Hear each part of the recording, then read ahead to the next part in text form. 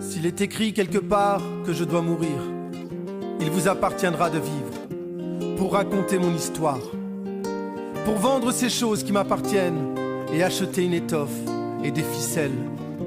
Faites en sorte qu'elles soient bien blanches, avec une longue traîne, afin qu'un enfant quelque part à Gaza, fixant le paradis dans les yeux, dans l'attente de son père, parti subitement, sans avoir fait d'adieu, à personne, pas même à sa chair, pas même à son âme, pour qu'un enfant quelque part à Gaza puisse voir ce cerf-volant, mon cerf-volant à moi, que vous aurez façonné, qui volera là-haut, bien haut, et que l'enfant puisse un instant penser qu'il s'agit là d'un ange, revenu lui apporter de l'amour. S'il était écrit que je dois mourir, alors que ma mort apporte l'espoir, que ma mort devienne une histoire. Il voudrait que l'on t'oublie, Gaza, Gaza, que ton nom soit interdit, Gaza, Gaza, toi l'enfant de Palestine, Gaza, Gaza, qui se relève et qui s'obstine, Gaza, Gaza, de tout ton cœur, de tout ton être, Gaza, Gaza, à ne jamais disparaître, Gaza, Gaza, de cette terre qui t'a vu naître, Gaza, Gaza, de ce pays de tes ancêtres. Aujourd'hui mon cœur est lourd, aujourd'hui le monde est sourd, et laisse faire les actes infâmes, enfants qu'on tue ou qu'on affame, qui fait semblant de ne pas voir, qui feint de ne pas savoir, a perdu son humanité, son honneur et sa dignité. Tu te relèveras, c'est sûr, tu survivras à tes blessures, et tu verras haut dans ton ciel, au bout d'une longue ficelle, comme un ange qui flotte au vent, une toile, un cerf-volant, inscrit dessus en toutes lettres les derniers mots de ton poète.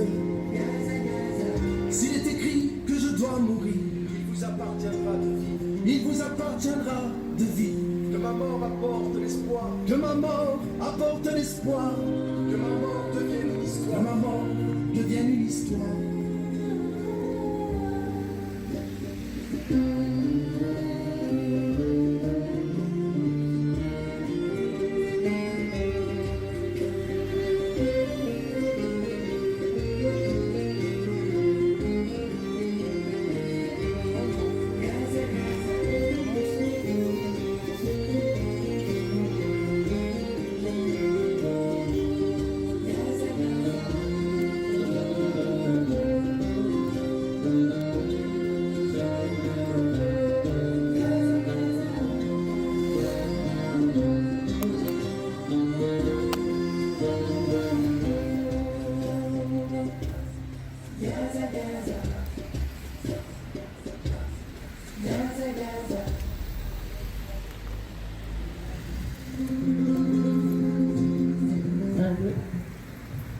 Le jour où nous avions lu ce poème et donné quelques informations sur Refat Al-Hariri, c'était en décembre, il est décédé le 6 décembre. Nous avions rappelé l'importance de la culture à Gaza. Nous avons lu un petit article récemment concernant des initiatives pour maintenir un semblant de culture là-bas. Notamment, il y a des gens qui continuent à faire danser le dafké aux jeunes pour leur donner espoir dans la vie. Le dafké que vous retrouverez très présent dans le film Yalla Gaza si vous venez le 3 avril à 20h. Il y a 2 jours, une ancienne étudiante de Refat Al-Hariri a écrit un texte dont je voudrais vous lire un extrait si vous le voulez bien. Donc cette étudiante s'appelle Amna Shabana. Ne te mets pas à genoux, m'a supplié ma cousine Sarah en pleurant, en me serrant dans ses bras, alors qu'elle me regardait réagir à la nouvelle. J'ai pleuré et je suis tombée par terre, les jambes ne me soutenant plus. La visite de Sarah le 8 décembre a été la plus pénible depuis le début du bombardement intensif de Gaza par Israël le 7 octobre. Ce jour-là, j'ai appris que mon professeur, Refat Al-Harir, âgé de 44 ans, avait été tué le 6 décembre pour avoir dit la vérité sur le peuple palestinien et son histoire dans la bande de Gaza assiégée.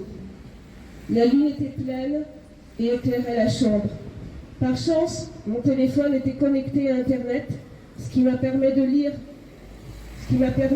le célèbre poème du docteur Refat, « If I must die », si je dois mourir. Les larmes aux yeux, j'ai parcouru le poème qui avait déjà circulé dans le monde entier et avait été traduit en 39 langues. Mon chagrin était à son comble. En me penchant contre le mur froid et en regardant les visages endormis de mes parents et de mes frères et sœurs, j'ai entendu la voix du docteur Refat lire le poème et rompre le silence comme si j'étais assise dans le cours de poésie de 2019, dans la salle bondée, écoutant son explication passionnante du jeu de mots dans le motel à la fin du poème. Avec ces mots, j'ai eu l'impression que le docteur Refat, même après sa mort, s'adressait à chacun de ses étudiants à travers ces mots éternels, y compris à moi. Je me suis rendu compte que bien qu'il soit parti, son poème est resté, me donnant une tape sur l'épaule, me tenant la main et me poussant à oser vivre et écrire. En 2019, il m'a appris à écrire mon premier poème, jusqu'à ce que je le récite au Salon de la Poésie. Je suis fière de toi, Amna. Tu as relevé le défi, m'a-t-il ensuite envoyé en message.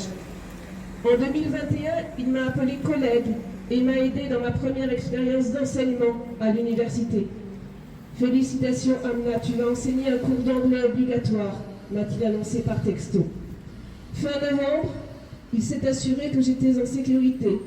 Je lui ai dit que j'allais bien, mais que je ne pouvais pas partager mes récits avec le reste du monde parce que la connexion Internet était instable. Il m'a répondu « ce n'est pas grave, reste surtout en sécurité ».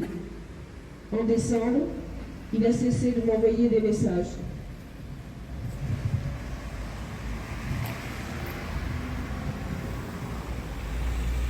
Au cours de toutes les agressions israéliennes passées contre Gaza, il a documenté et partagé les histoires, les conversations, les préoccupations et les souhaits de ses enfants. À la fin de ces guerres, il me réunissait, nous ses étudiants et stagiaires, et nous exhortait à amplifier les voix des endeuillés de Gaza, les enfants, les jeunes et les femmes dont les récits devaient être connus. Depuis le 8 décembre, chaque jour a été marqué par la culpabilité de continuer à respirer, alors que le docteur Refat avait été assassiné. Des semaines plus tard, j'ai réalisé l'importance de la leçon que j'ai apprise en 2022 lorsqu'il m'a quitté plus tôt que prévu. Si je dois mourir, tu dois vivre pour raconter mon histoire. L'année 2024 approchait, sans but précis, j'étais assise à regarder le clair de lune. À la fin de l'année 2023, j'aurais terminé mon projet de maîtrise, à l'exception du cours de traduction audiovisuelle que le docteur Refat avait prévu de nous enseigner. En imaginant ce futur anticipé, il m'apparaissait maintenant comme une plaisanterie cruelle face à toute cette mort. Levant les sourcils, l'ordinateur portable dans les bras, j'ai parcouru les vieux fichiers de mon PC pour trouver l'un des livres du docteur Refat. Lorsque j'ai lu l'article qu'il avait écrit il y a 10 ans, j'ai réalisé que ma question avait enfin trouvé une réponse. Le savoir est le pire ennemi d'Israël. La conscience est l'ennemi le plus détesté et le plus redouté d'Israël. Dans cet article de 2014, intitulé « Il n'y a pas de poème de destruction massive », il se demandait pourquoi Israël bombardait l'université de Gaza où il enseignait la littérature. Il déplorait la destruction de son bureau où il avait rencontré des centaines d'étudiants pour des discussions plus approfondies et des heures de travail. Nous sommes en mars 2024. L'université qui l'aimait tant n'est plus qu'un champ de ruines. Le docteur Rifat a été assassiné. Il n'y aura pas de semestre de printemps, ni de cours de traduction audiovisuelle. Le seul cours est la mort en cours.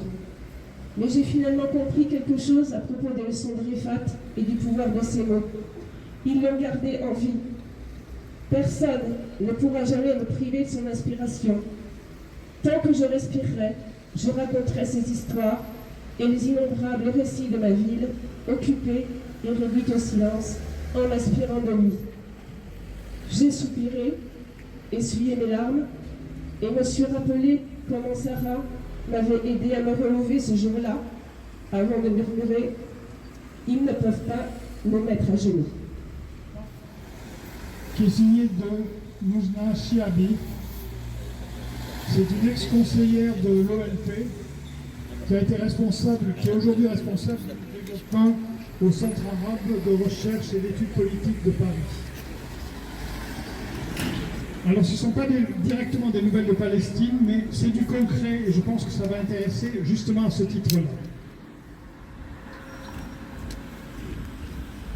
En tant que Palestinienne qui a vécu en Cisjordanie dans les années 80, des négociations d'Oslo à celles d'Annapolis, je considère que la paix entre Israéliens et Palestiniens demeurera une formule creuse, un horizon inatteignable, aussi longtemps que les chancelleries refuseront d'ouvrir les yeux sur les travers de ce processus de paix factice.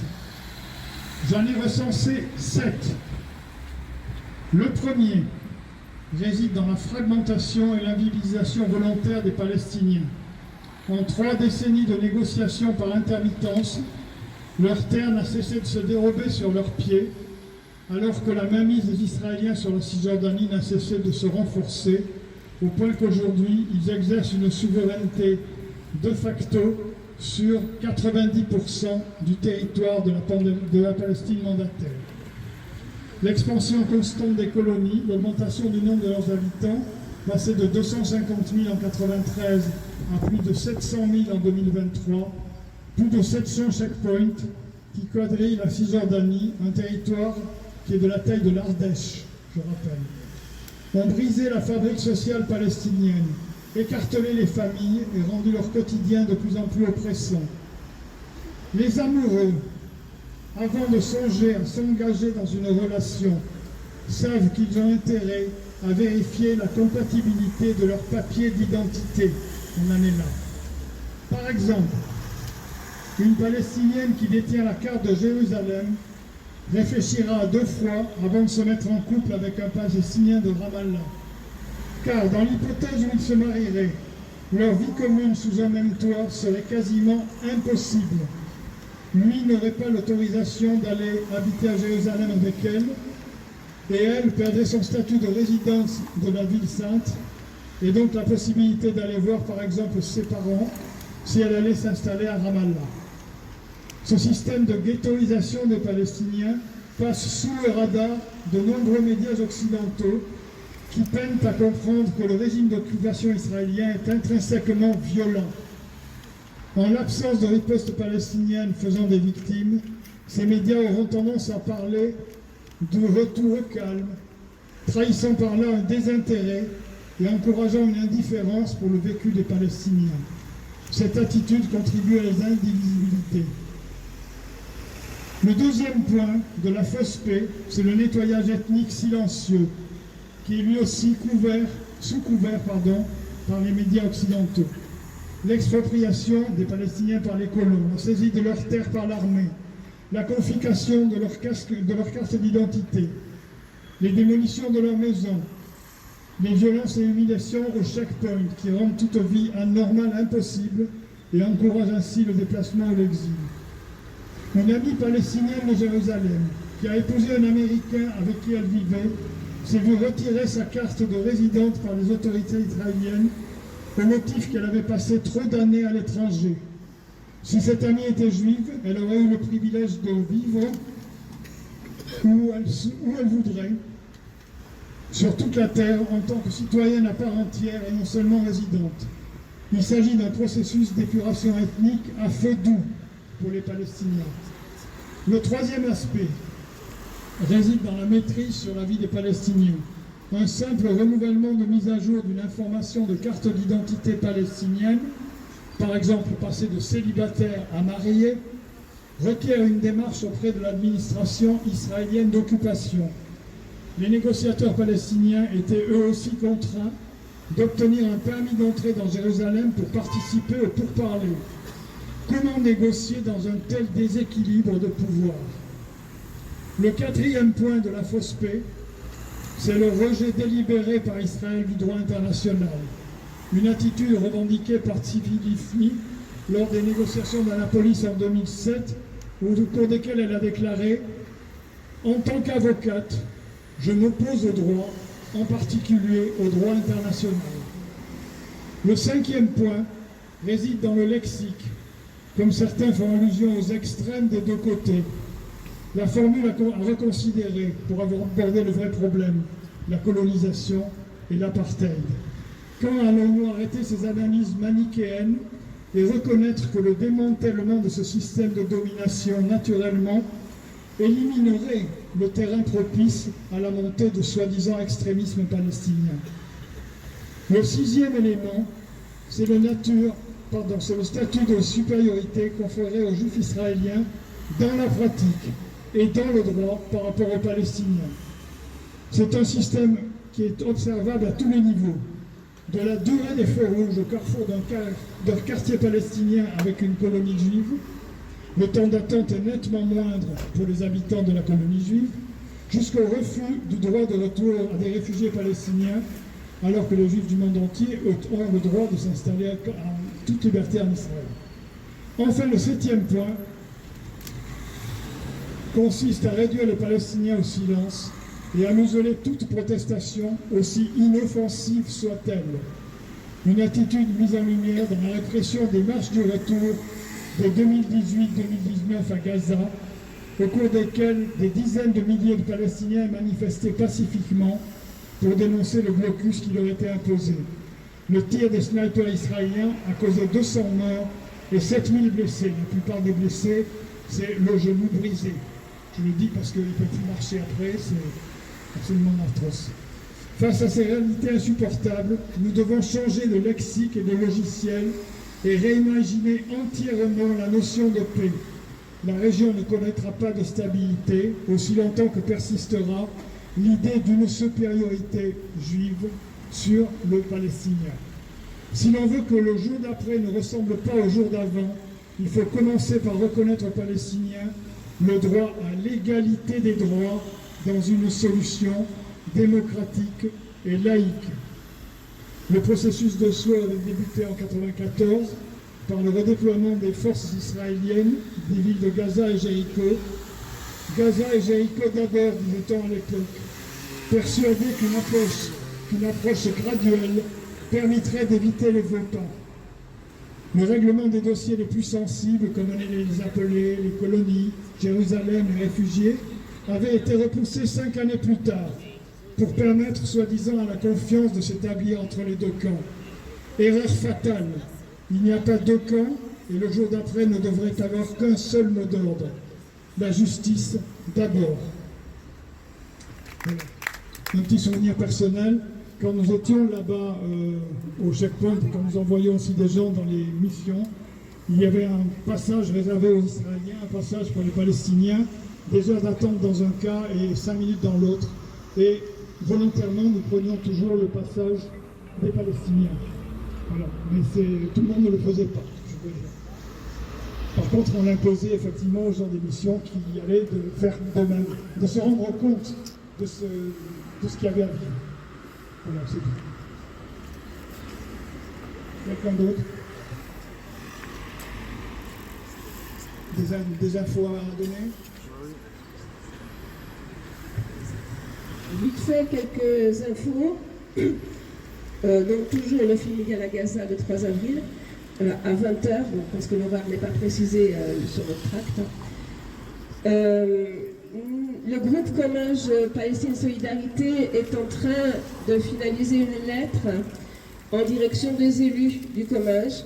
Et comme ici il y a des représentants de différentes orgas, cette lettre vous sera proposée, représentant des orgas, pour une signature commune d'ici la fin de la semaine, le temps qu'on finalise.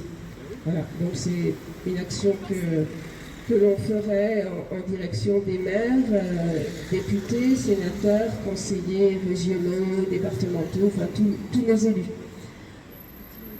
D'autres infos, je ne me souviens plus. Je vous conseille, pour ceux qui n'ont pas eu l'occasion, d'écouter Rima Hassan sur France Inter à 7h50, mardi 19, mardi dernier, il y a 2 jours. Une excellente intervention qui vous explique très très bien la situation des Palestiniens.